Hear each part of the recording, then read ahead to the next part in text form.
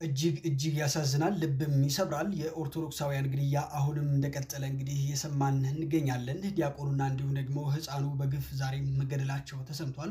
በኦሮሚያ ክልል አርሲ ዞን ሄደን በምናይበትና በምናጣራበት ሰዓት ከተጎጂ ቤተሰቦችና ካነጋገርናቸው ሰዎች በተሰጠ ምላሽ ይህን የፈጸሙት ራሳቸውን ፋኖ ናቸው የሚል ምላሽ ተገኝቷል። ሊቀ ጳጳሱ ከኃላፊነት ይነሱልን፣ ሰላማችንን እናገኝ ይገባል፣ ስንሞት እግዚአብሔር ያጽናችሁ የሚለን አባት እንፈልጋለን። የአርሲውን ጥቃት አጣራለሁ ብሎ ወደ ስራ መግባቱን የገለጸልን የኢትዮጵያ የሃይማኖት ተቋማት ጉባኤ በሚል ስም የሚጠራው ስብስብ ዛሬ ሪፖርቱን ይፋ አድርጓል። በዚህም ሪፖርቱ ላይ በአርሲ የተፈጸመው ጥቃት ሃይማኖትንም ማንነትንም መሰረት ያደረገ አይደለም በማለት ክዷል። አብይ ወእግዚአብሔር ኃይሉ ዘአልቦ ወዶክተር ንጉስ ይድረስ ለክቡር ጠቅላይ ሚኒስትር ዶክተር አብይ አህመድ አሊ። ሰላም እንዴት አላችሁ? እግዚአብሔር የተመሰገነ ይሁን። ወቅታዊ በሆነ ጉዳይ ተመልሻለሁ። እንግዲህ በአርሲ የነበረውን ጭፍጨፋ የነበረውን ግድያ የሚያጣሩ አካላቶች ከሃይማኖት ተቋማት ጉባኤ ተወክለው መሄዳቸው ይታወሳል። ሁላችንም ሰምተናል። እጅግ አሳዛኝ የሆነ መግለጫ ነው እንግዲህ ከዛ በኋላ የተሰጠው። ያንን አስመለክታችኋለሁ። በርካቶች በዚህ ላይ ትዝብታቸውን አስቀምጠዋል። ዲያቆን ብርሃኑ አድማስ ሰፋ ያለ ጽሁፍም ይዞ በፌስቡክ ላይ አስነብቦናል። ያንን እንከታተላለን። የተለያዩ ነገሮችን እንግዲህ ሊቀ ጳጳሱም ይውረዱ የሚሉ ጥያቄዎች አሉ። ይድረስ ለክቡር ጠቅላይ ሚኒስትር ለዶክተር አብይ የሚሉ ነገሮችም ወደ ጠቅላይ ሚኒስትሩ የተላኩ መልእክቶች አሉ። እነዚህን ነገሮች በስፋት አስቃኛቸዋለሁ። እስከ መርሃ ግብሩ ፍጻሜ ድረስ አብራችሁን ቆዩ። ፍትህ ለኦርቶዶክሳውያን እያላችሁ መጻፋችሁ እንዳትረሱ። እንግዲህ ኦርቶዶክሳውያን ናቸው በየዕለቱ እንደሚገደሉ እየሰማንም እያየንም ያለውና ፍትህ ለኦርቶዶክሳውያን እያላችሁ ጻፉ። እስቲ ከሁሉ በፊት ከራሳቸው አንደበት መግለጫውን ላስቃኛችሁና እንነጋገርበታለን። በኦሮሚያ ክልል አርሲ ዞን ሄደን በምናይበትና በምናጣራበት ሰዓት ከተጎጂ ቤተሰቦችና ካነጋገርናቸው ሰዎች በተሰጠ ምላሽ ይህን የፈጸሙት ራሳቸውን ፋኖ ናቸው የሚል ምላሽ ተገኝቷል። ባወጡ አካላትና ክስተቱ ከተከሰተበት አካባቢ መሃል ትልቅ የመረጃ ክፍተት መፈጠሩ ታይቷል። ሌላው የችግሩ መፈጠር ተለዋዋጭ ባህሪያት የለውም። በአጠቃላይ ፖለቲካዊ የሚመስሉ ጉዳዮች መኖራቸውን ነው ከማህበረሰቡ ምላሽ ያገኘ ነው። የችግሩ ተጋላጮች አንድ ወገን ላይ ያነጣጠረ ማለትም ብሔር፣ ሃይማኖትን መሰረት ያላደረገ መሆኑንና ሁሉንም ያሳተፈ ማለትም አባገዳዎችን፣ አደስንቄዎችን እንዲሁም ሙስሊሙንም ሆነ የኦርቶዶክስ እምነት ተከታዩን እና ሌሎችንም የክርስትና እምነት ተከታዮችንም ጭምር የጎዳ ጉዳት መሆኑ ተገልጾልናል። ማጠቃለያው ሐሳብ ላይ አጥኚ ቡድኑ በ4 ወረዳዎች በመንቀሳቀስና እውነታውን ለባለድርሻ አካላት ለማቅረብ ስራውን የጀመረ ሲሆን በ4 ወረዳዎች ባስቀመጠው የጥናት እቅድ መሰረት ተግባራዊ ስራውን ያከናወነ በመሆኑ ጥቅል ዝርዝር ሁኔታዎች ማለትም የሟች ማንነት፣ የአሟሟት ሁኔታ፣ ብዛታቸው፣ የሃይማኖት ስብጥሩ ወዘተ በቀጣይ በጥናት የሚካተቱና የቀሩትን ወረዳዎችን በማከለ መልኩ የሚያቀርብ መሆኑን እየገለጽን አሁን ካለው ሁኔታ አንጻር ለተጎጂ ማህበረሰብ የሰብአዊ ድጋፍ የሁሉንም ማህበረሰብ ርብርብ የሚፈልግ መሆኑን በአንክሮ እየገለጽን የመንግስት ጸጥታ ኃይል አሁን ባየነው 2 ወረዳዎች መነሻ ወይ ማለት በ4 ወረዳዎች መነሻ ማህበረሰቡ ተረጋግቶ የዕለት ተዕለት ኑሮውን መኖር ይችል ዘንድ ትኩረት መስጠት እንዳለበት ሁሉ በሌሎችም ወረዳዎች አጠናክሮ የሚቀጥል መሆኑን እምነታችን የጸና ቢሆንም የአጥኚ ቡድንም የቀሩትን ወረዳዎች በአጭር ጊዜ ውስጥ በመከታተል ጥቅል ሐሳቦችን የሚያቀርብ ይሆናል ማለት ነው። ከአንዳንድ የማህበረሰብ ክፍሎች በተለይ በስርካ ወረዳ የቤተ ክህነት ሰብሳቢና የእስልምና ጉዳዮች የወረዳው እስልምና ጉዳዮች ምክር ቤት ሰብሳቢ በአካል አግኝተን ባነጋገርናቸው ሰዓት አጥቂዎቹ አንድም ሃይማኖት እንደማይለዩ የሁሉም ሃይማኖት ስብጥር እንደሆኑ ተገልጾልናል። ሃይማኖታዊ ትንኮሳ ወይንም ልዩነት እንደሌለ ህዝቡ እንደ ጥንቱ ሁሉ አብሮነቱን ጠብቆ እንዳለ ተሰብስቦ አብሮ ሲወያይ እንደደረስንበት ባየነው መሰረት ህዝቡ መሃልም ይሁን የእምነት አባቶቹ መሃል ልዩነት እንደሌለ አረጋግጠን መምጣታችንን ህዝብ እንዲያውቅ ይፋ ለማድረግ ነውና በአጭሩ የተመለከተው ይሄን ይመስላል። እንግዲህ እንደተከታተላችሁት ነው። አጠር ባለ ሁኔታ ነው ያስቀኛችሁ። ብዙ መስማትም ብዙም አስፈላጊ አይደለም። ያው እንዳሉት እንግዲህ ዘር፣ ብሔር፣ ሃይማኖት አልተለየም። ሁሉም ናቸው በዚህ ውስጥ እየተገደሉ ያሉት ኦርቶዶክሳውያንን ብቻ የወከለ አይደለም የሚሉ ነገሮች ተነስተዋል። ነገር ግን እስከዛሬ በምንመለከተው ነገር በርካታ ኦርቶዶክሳውያን በየዕለቱ ሲገደሉ፣ በየዕለቱ ሲሞቱ፣ በየዕለቱ ሲቀበሩ፣ በየዕለቱ ሰማዕትነትን ሲቀበሉ ነው እያየን ያለን እንጂ አሁን ለምሳሌ ለምሳሌ የፕሮቴስታንት ቤተ እምነት ሞተብን ብለው ያወጡት መግለጫ የተቀበረ ሰው የሞተ ሰው ታይቷል? እንደውም ፕሮቴስታንቱ ሳይቀር የእስልምናው እምነት ሳይቀር ሁሉም እኮ ከኛ ጎን ነበሩ የቆመው። የእስልምና እምነት ተከታዮችን ብታዩ መግለጫ ሰጥተዋል። ኦርቶዶክሳውያን ላይ የሚደርሰውን መከራ የሚደርሰውን ግፍ እንቃወማለን ብለው እንዲሁም ደግሞ የፕሮቴስታንቱ እምነት እና ነገሮችን እንግዲህ አሁን ይሄ የመጀመሪያው ነው ብሏል። ምን ያህል ሰው እንደሞተ ከእያንዳንዱ ብሔር ቁጥራቸው ከእያንዳንዱ ሃይማኖት ምን ያህል ቁጥር እንዳለው ወደፊት እንገልጻለን። ለዚህም ደግሞ በጠየቅናቸው ባነጋገርናቸው ፋኖ ነው ይህንንስ አካል መቆጣጠር ታቅቶ ነው? እሺ ታዲያ ለምንድን ነው እዛ ሄደው የሚገለውንስ አካል እንዴት እንግዲህ አንድ ክልል ውስጥ ያለ ነው በጣም ይህን ያህል ከፍተኛ ኃይል ኖሯቸው ነው ወይ እየገደሉ ያሉት? ግንስ ኦርቶዶክሳውያን ብቻ አይደለም ወይስ እየሞቱ ያሉት? እሺ ሌሎቹ አካላቶች ሞተዋል እዚህ ውስጥ አሉ እንበል፣ ግን ቁጥራቸው እንደ ኦርቶዶክሳውያን ይሆናል? የእስልምና እምነት ተከታዮች እንደውም እንደምንሰማው ከሆነ 2 ምናምን ነው እየተባለ ያለው አይደል? ከ50 ከ60 በላይ ኦርቶዶክሳውያን በዚህ ያልተጨፈጨፉ። እስቲል ትላንትና ይሄ ግድያ ነበር ህዳር 1 ቀን ማለት ነው። ይሄም ያነጣጠረው ማን ላይ እንደሆነ ተከታተሉ። እጅግ ያሳዝናል፣ ልብም ይሰብራል። የኦርቶዶክሳውያን ግድያ አሁንም እንደቀጠለ እንግዲህ እየሰማን እንገኛለን። ዲያቆኑና እንዲሁም ደግሞ ህፃኑ በግፍ ዛሬም መገደላቸው ተሰምቷል። ሁላችሁም ነፍስ ይማር በሉ። በምስራቅ አርሲ የኦርቶዶክስ ግድያና የወጣቶች አፈና እንግዲህ አሁንም ተባብሶ እንደቀጠለ የአካባቢው ምዕመን ገልጸዋል። ዛሬ ማለትም ህዳር 1 ቀን 2018 ዓ.ም ልዩ ቦታው ጠለታ ቅዱስ ገብርኤል በተባለ አካባቢ ከጠዋቱ 3 ሰዓት ገደማ 3 ኦርቶዶክሳውያን በአውድማ ላይ እህል እየወቁ ባሉበትም በጥይት ተደብድበው በግፍ መገደላቸው ተሰምቷል። ከተገደሉት ምዕመን መካከል ዲያቆን ኢዮብ እጅጉ፣ ጥላሁን ቦጌ እንዲሁም ደግሞ ህፃን ጻድቃኔ ሰራዊት የተባሉ ኦርቶዶክሳውያን ይገኙበታል ሲል እንግዲህ ማህበረ ቅዱሳን ቴሌቪዥን ዘግቧል። በሌላ በኩል እንግዲህ ጉባኤው ዛሬ ባቀረበው ሪፖርት ግድያው አንድን ሃይማኖትና ብሔር ትኩረት ያደረገ አይደለም ማለቱ ይታወሳል። ለዚህ ሪፖርት ታዲያ አስተያየት እንዲሰጡ የአርሲ ሀገረ ስብከት አካልን ቲክቫ ኢትዮጵያ ጠይቆ የነበረ ሲሆን በጉዳዩ ተገርመው ዝርዝር አስተያየት ከመስጠት እንግዲህ ታቅበዋል ሲል ቲክቫ አስነብቧል። እንደተከታተላችሁት ነው አያችሁ። የሰንበት ተማሪ ዲያቆንና እንደ 10 ዓመት ህፃን ልጅ በትላንትናው ዕለት እነዚህ 3ቱም ኦርቶዶክሳውያን ናቸው።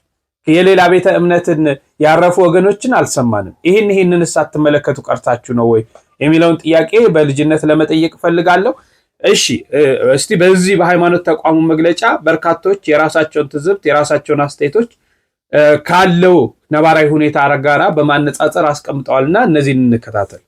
የአርሲውን ጥቃት አጣራለሁ ብሎ ወደ ስራ መግባቱን የገለጸልን የኢትዮጵያ የሃይማኖት ተቋማት ጉባኤ በሚል ስም የሚጠራው ስብስብ ዛሬ ሪፖርቱን ይፋ አድርጓል። በዚህም ሪፖርቱ ላይ በአርሲ የተፈጸመው ጥቃት ሃይማኖትንም ማንነትንም መሰረት ያደረገ አይደለም በማለት ክዷል። ከጄኖሳይዱን ከፈጸሙት ጭፍጨፋውን ከፈጸሙት ወገኖች ተሰልፏል። አገዛዙ ሆን ብሎ እንዲያድበሰብሰው የላቀው ስብስብ በመሆኑ የተነሳ የሃይማኖቱን ፕሪንሲፕል አትዋሽ፣ ከገዳይ አትተባበር የሚለውን ሁሉ ክዶ ዛሬ ፍጥጥ ያለ መግለጫ አውጥቷል። እንደውም ግድያውን የፈጸሙት አንዳንዶቹ ሸኔ ነው ብለውናል፣ አንዳንዶቹ ፋኖ ነው ብለውናል አሉ። አርሲ ላይ ፋኖ ጭፍጨፋ ፈጸመ ሲባል አስባችሁታል? ለዛውም ኦርቶዶክሳውያን ላይ ማለት ነው።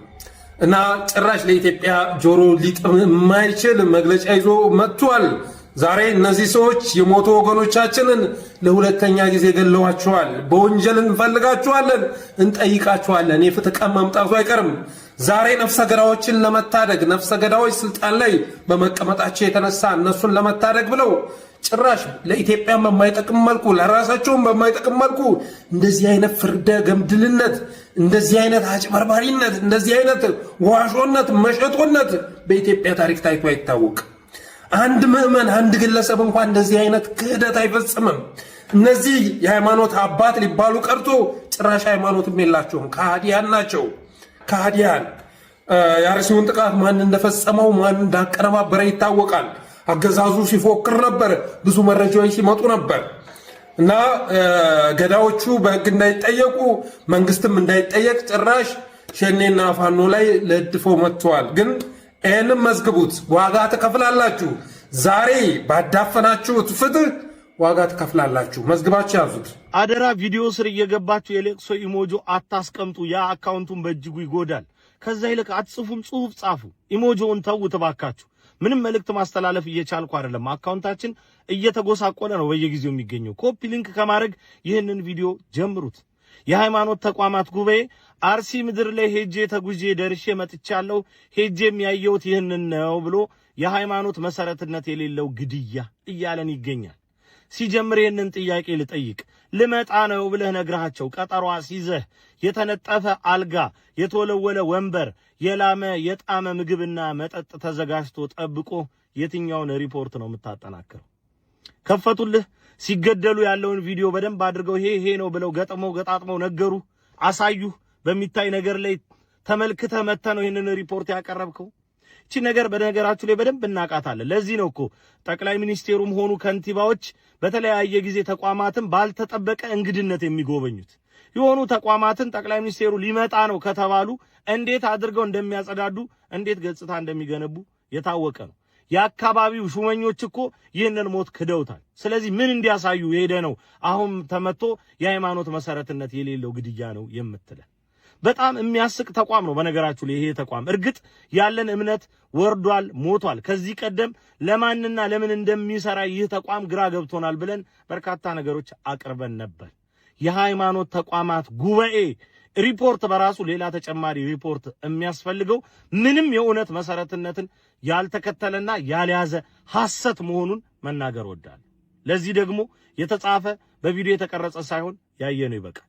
ሰው ከእስልምና ከወጣ ይገደላል። ኡስታዝ፣ አዎ ይገደላል።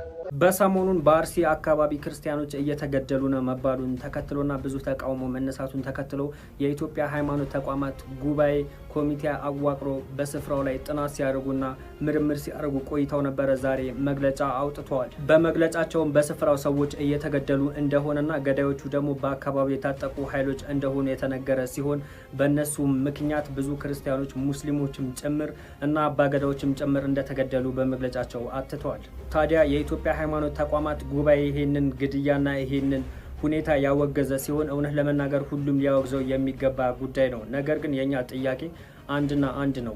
የኢትዮጵያ ሃይማኖት ተቋማት ጉባኤ ሁሉንም ያማከለ ተቋም ከሆነ በዚህ ጥቂት ጊዜያት ውስጥ ብቻ በጎንደር ታግተው የተገደሉ ሙስሊም ወንድሞቻችንና ከጥቂት ወር በፊት ደግሞ በመካነ ሰላም መስጂድ ውስጥ የተጨፈጨፉ ሙስሊሞች ያ ሁሉ ነገር ሲሆን ሙስሊሞች ያ ሁሉ ሲቃወሙ ለምን ያኔ በዝምታ አለፈ? ተቋሙ ሁሉንም ያማከለ መሆን አለበት። ተቋሙ ብቻ ሳይሆን ህዝቡም የኢትዮጵያ ህዝብ በሙሉ አንድ ቦታ ላይ በሃይማኖት ሽፋን ወይም ደግሞ ንጹሃን ሲገደል ሁሉም የኔነት ስሜት ተሰምቶት ማውገዝ ከጀመረ የትኛውም ቦታ ላይ ሰው በማንነቱና በሃይማኖቱ መገደል ያቆማል። የኔነት ስሜት ሁላችንም ሊሰማን ይገባል እና የንጹሃን ሞት በሃይማኖት ሽፋንም የሚገደሉ ሰዎች በአስቸኳይ ቆም ሁላችንም ልናወግዘው የሚገባ ጉዳይ ነው። በስፍራው ላይ ሙስሊሞችም ሞተዋል፣ ክርስቲያኖችም ብዙ ሞተዋል፣ አባገዳዎች ሽማግሌዎችም እንደተገደሉ እየተነገረ ነውና ይሄ ነገር ሁሉም ሊቃወመው ይገባል። በደንብ ሼር፣ ኮፒ ሊንክ፣ ሪፖስት እያደረጋችሁ አዳርሱት። የሃይማኖት ተቋማት ጉባኤ የሚባለው ስለ አርሲ ጭፍጨፋ ዛሬም ኦርቶዶክሳውያንን ክዶ መግለጫ አውጥቷል። እንመለከተዋለን መግለጫው። ወደ ሐሳቤ ከመግቢያ በፊት ግን እንደተለመደው አካውንቱ ፎር ቪዲዮ ደግሞ እዚህ ጋር ሼር፣ ኮፒ ሊንክ፣ ሪፖስት፣ ዱት ላይክ፣ ፌቨሪት እንታው በእግዚአብሔር ስም እጠይቃቸዋለሁ። የምንጠብቀው ነው ይሄን መግለጫ፣ ምክንያቱም ድራይቭ የሚያሉት ሌሎች አካላት ስለሆኑ። በነገራችን ላይ ይሄ የሃይማኖት ተቋማት የሚባለው ተቋም እንደ ኦርቶዶክሳውያን አይወክልም።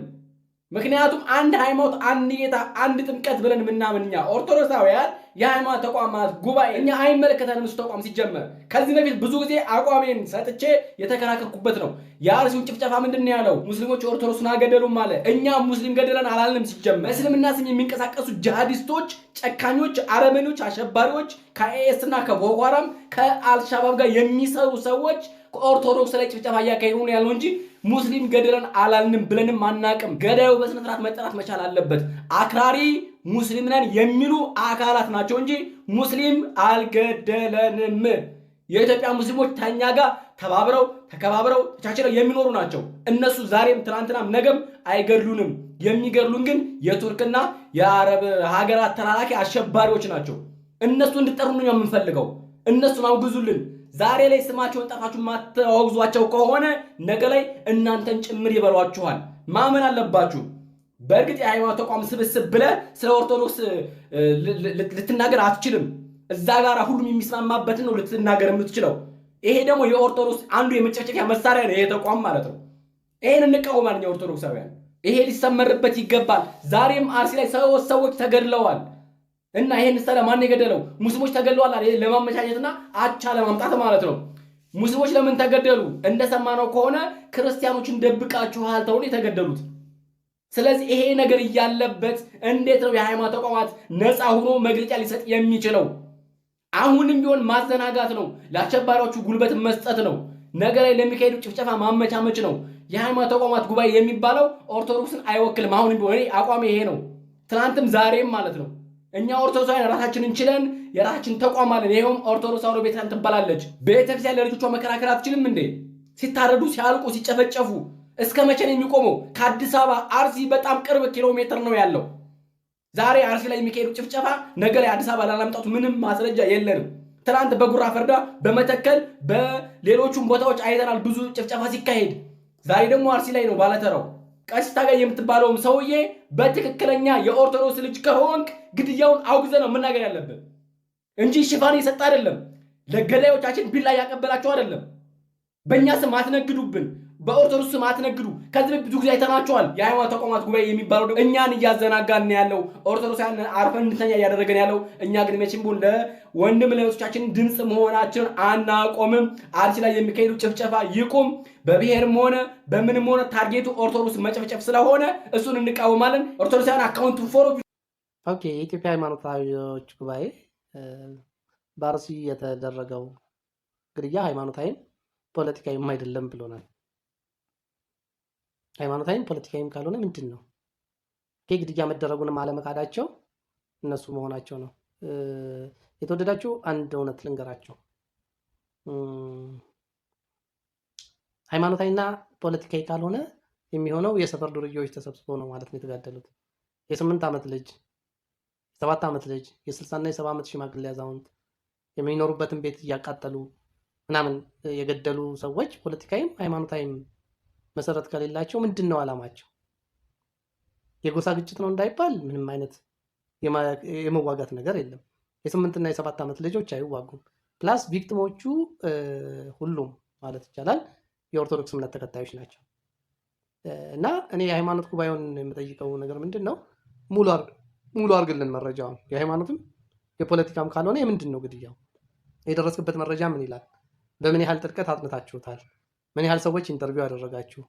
ምን ያህል ተጎጂዎችን ጎበኛችሁ? ማለት 140 ሰዎች ሞተዋል። ከ140 ሰዎች ውስጥ የስንቶቹን ቤተሰብ አናገራችሁ? ማለት የጥናታችሁ ፓራሜትሮች ምንድን ናቸው? ግልጽ አድርጉልን። እኛ ፕሮፓጋንዳ አንፈልግም። የምንፈልገው ምንድነው? መረጃ ነው። ጥናት አካሂዳችኋል። ሃይማኖታዊ ይዘት የለውም። እሺ ጥሩ። እኔ ሃይማኖታዊ ይዘት ቢኖረው ደስ አይለኝም፣ በጣም ያሰለቻል። ፖለቲካ ይዘት የለውም፣ በጣም ደስ ይላል። የኢትዮጵያ የፖለቲካ መገዳደል ቢበቃት በጣም ደስ ይለኛል። እሺ ጌታዬን የምጠይቀህ ነገር፣ ምክንያቱም መግለጫውን የሰጠው አንተ ስለሆንክ፣ ሃይማኖታዊም ፖለቲካዊም ካልሆነ ግድያው ምንድን ነው ምክንያቱ? ከ140 ሟች ቤተሰቦች ውስጥ የተሰጣችሁ ምላሽ ምን ይመስላል? የሟች ቤተሰቦች ምን አሉ? ሃይማኖታዊ ነው ወይስ አይደለም አሉ? ፖለቲካዊ ነው ወይስ አይደለም አሉ? ምንድን ነው ምክንያቱ? ይህንን ግልጽ አድርጉልን እባካችሁ። ኢትዮጵያ ውስጥ ስልጣን የተሸከማችሁ ሰዎች የስልጣኑ እንትን አይስፋችሁ ማለት በቃ ኢትዮጵያውያኖች ይኸውላችሁ፣ በጣም ብዙ የተማረ ሰው አላት፣ የሚያስተውል ሰው አላት እና ጥያቄ ይጠይቃል። እኔ ጥናት ለማድረግ ተነሳሽነቱን ወስዳችሁ መሄዳችሁ ጥሩ ነው፣ ግድያውን ማውገዛችሁ ጥሩ ነው። በት ማድበስበስ ልክ አይደለም። አንድ አባባል አለ፣ የችግሩን ምክንያት ማወቅ ወይም ችግሩን ማወቅ 50% ሶሉሽን ነው። ሃይማኖታዊም ፖለቲካዊም አይደለም የችግሩ መነሻ ይሄ ነው፣ የግድያው ምክንያት ይሄ ነው የሚል አይደለም። ሁለተኛው ግድያውን ካረጋገጣችሁ የአርሲ የዛ አካባቢ አስተዳዳሪ ወይም ደግሞ የዞኑን መሪ ጠይቃችሁታል ወይ? ከሳችሁታል ወይ? ወይስ ይሄ ሁሉ ሰው ሲሞት ምክንያቱን አጣርታል ብላችሁ ጠይቃችሁታል ወይ? የአካባቢውን የሙጅሊስ ተወካዮች እና የሲኖዶስ ተወካዮች አወያይታችኋል ወይ? ማለት የሃይማኖት ጉባኤ ከሆናችሁ በሃይማኖት ጉባኤ ቁመና ተገኙልን። እኛ ከእናንተ የምንጠብቀው ቁም ነገር ነው። ፕሮፓጋንዳውን ተውት። ሜቢ ፕሮፓጋንዳ ስለመሰለኝ ይሆናል ይሄንን ያልኩት። በጣም ወዳቸዋለሁ። ተባረኩ። እንደተከታተላችሁት ነው ሰፋ ያሉ ሐሳቦች ተነስተዋል። ብዙም መደጋገም እንዳይሆን ጥሩ ነገሮችን አንስተዋል። እንግዲህ የሃይማኖት ተቋሙ ምናልባት እነዚህ መንገዶች ያላየበት ይሁን ምን እንደሆነ አላውቅም። በዚህ ላይ እንግዲህ ዲያቆን ብርሃኑ አድማስ አንድ በፌስቡክ ገጹ እንደምትመለከቱት ያስቀመጠው አንድ ጽሑፍ አለ። እስቲ ይህን ጽሑፍ በጋራ ረጋ ብዬ ያነብላችኋለሁ፣ እንከታተልና ገንቢ የሆኑ ሐሳቦች በውስጡ ስለያዘ ማለት ነው። እንደዚህ ብሎ ይጀምራል። እንግዲህ የሃይማኖት ተቋማት ጉባኤ መግለጫ እንደ ተጨማሪ ጥቃት ሊወሰድ የሚችል ነው ይላል። በአርሲ የሚፈጸመው የኦርቶዶክሳውያን ክርስቲያኖች ግድያ ተጠናክሮ ቀጥሏል። በየዕለቱ ግድያዎች ይፈጸማሉ።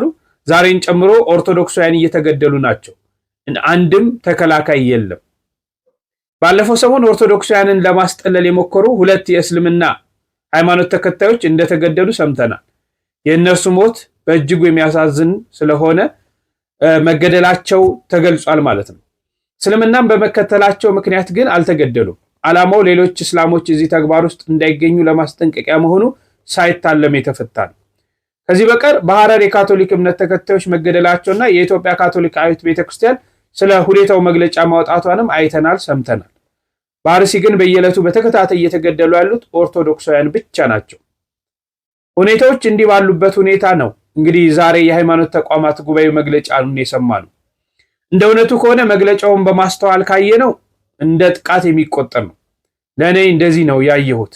ሌላው ቀርቶ ስለመቼውና ስለ የትኛው ግድያ እንደሆነ ሳይነግረን አንድ ሰው ከሁሉም ሃይማኖቶች እንደሆነ ገልጸውልን ብሎ መናገር አሳዛኝና አስገራሚ ቢሆንም እኔን ያስገረመኝ ግን ይህ ብቻ አይደለም።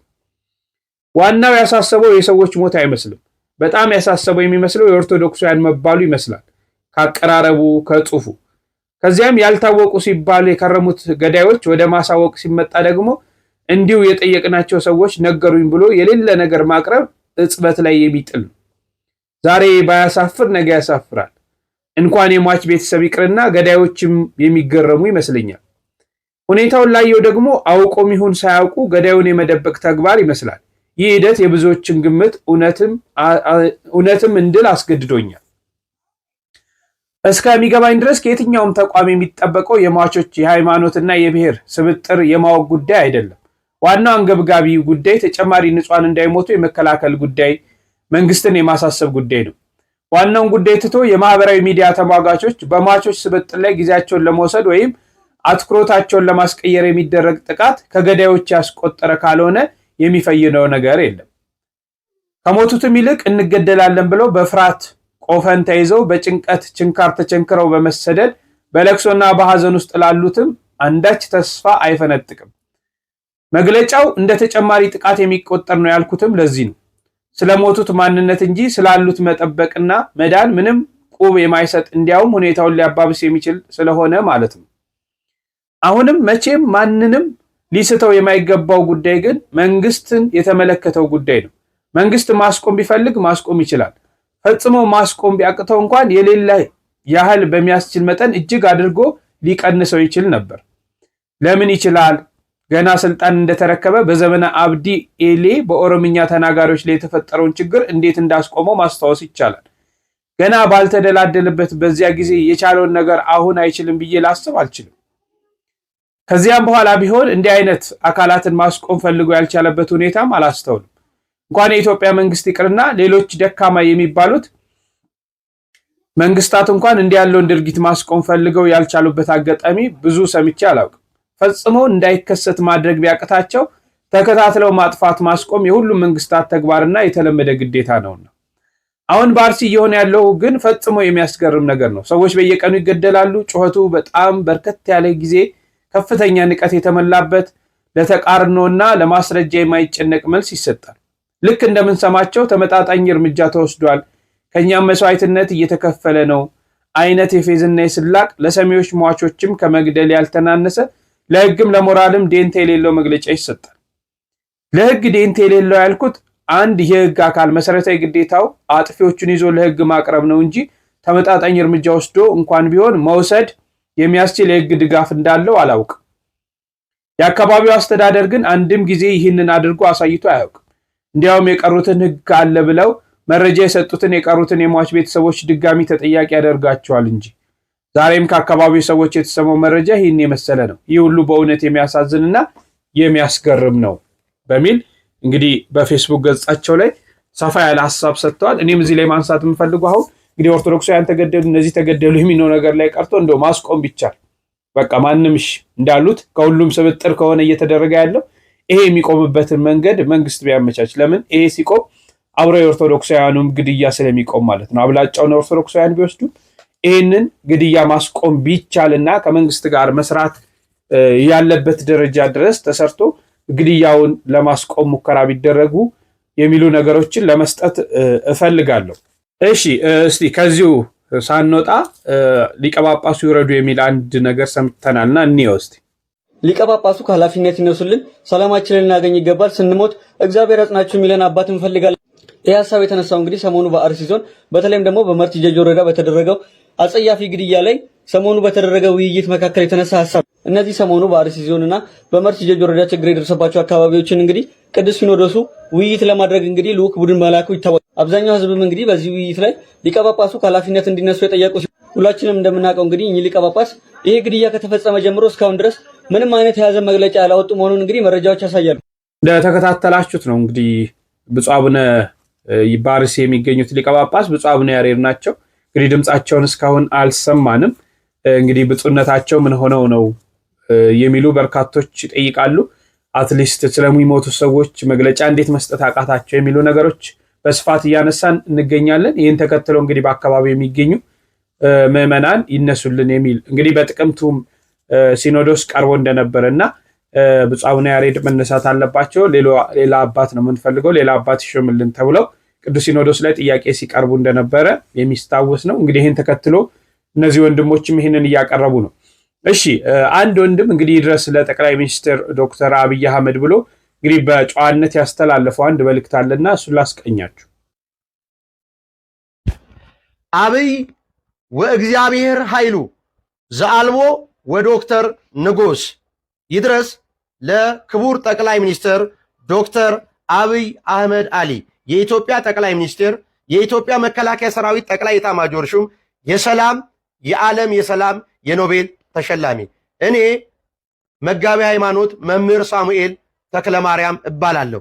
በኢትዮጵያ ኦርቶዶክስ ተዋሕዶ ቤተክርስቲያን በአዲስ አበባ ሀገረ ስብከት የአንድ ካቴድራል ሰባኪ ወንጌልና የዚች ሀገር ወጣት ዜጋ ነኝ።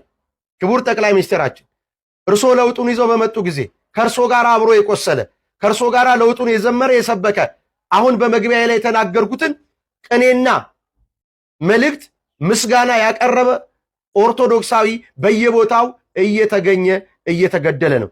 በአርሲና በሽርካው በዛ አካባቢ ያሉ ኦርቶዶክሳውያን አንገታቸውን ዛሬ በሌሊት በተደራጁ ማንነታቸውና ምንነታቸው ባልታወቀ ጨለማ በለበሱ የእኩይ ጥፋት በሚፈጽሙ ሰዎች ህይወታቸው እያለፈ ይገኛል። ክቡር ጠቅላይ ሚኒስትር እርሶ የሁሉም የሃይማኖቶች ጠቅላይ ሚኒስትር እንደመሆኖት፣ እርሶ የኢትዮጵያ ብሔር ብሔረሰብ ጠቅላይ ሚኒስትር እንደመሆኖት፣ የሁሉም ህብረተሰብ የሁሉም ዜጋ አባት እንደመሆኖት መጠን እኛም ኦርቶዶክሳዊ እንደመሆናችን መጠን እኛም እንደ አንድ ሀገር ዜጋ የእርሶን አባትነት ፍትህ እንጠይቃለን። የአባትነት ፍትህ እንጠይቃለን።